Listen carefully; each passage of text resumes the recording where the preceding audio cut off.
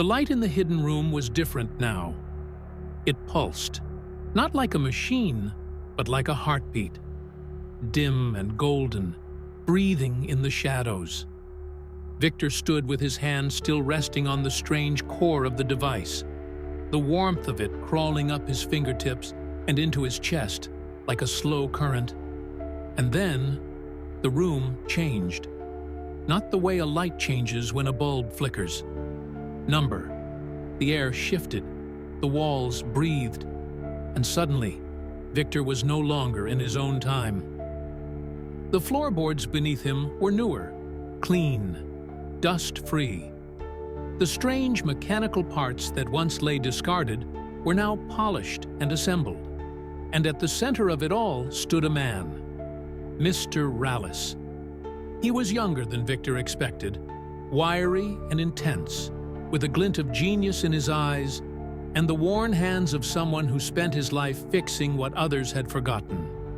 He didn't see Victor. Victor realized he couldn't. This wasn't real time. It was a memory, a fragment of the past, recorded in the walls, waiting to be found.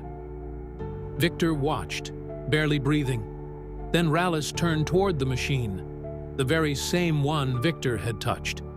He reached out as though it were sacred. Then he stopped. When the memory ended, it was as if he had been pulled from a deep pool. He gasped. The air was stale again. The room was dark. The machine had gone quiet. But something had changed. Victor looked down. His sketchbook, still open in his hands, was no longer just filled with his own drawings. Across the bottom of the page, faint glowing symbols had appeared. Ones he didn't recognize and didn't draw. Then a sound. Faint. A knock. Once, then twice. But not from the secret room. From somewhere above. Victor crept back out into the hallway.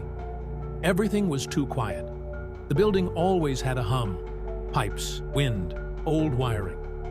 But now, it felt like the whole place was holding its breath. At the end of the corridor was a door. Apartment 3B. It had been empty for months. The tenant left suddenly, or so people said. Victor wasn't sure anyone ever really lived there. Tonight, the door was open just a crack, and something told him he needed to go inside. The air in 3B was thicker, the kind of thick that holds onto memories like cobwebs. Furniture still stood where it had been left.